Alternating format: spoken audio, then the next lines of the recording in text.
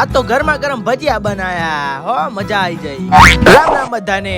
તો આપણે તો નીકળી પડ્યા ધનુ ને લઈને ઘરે, કેમ કે જઈએ છે ઘરે જમવા. આવે તો બતાવીએ ઘરે જઈને જમવામાં શું બનાવીએ.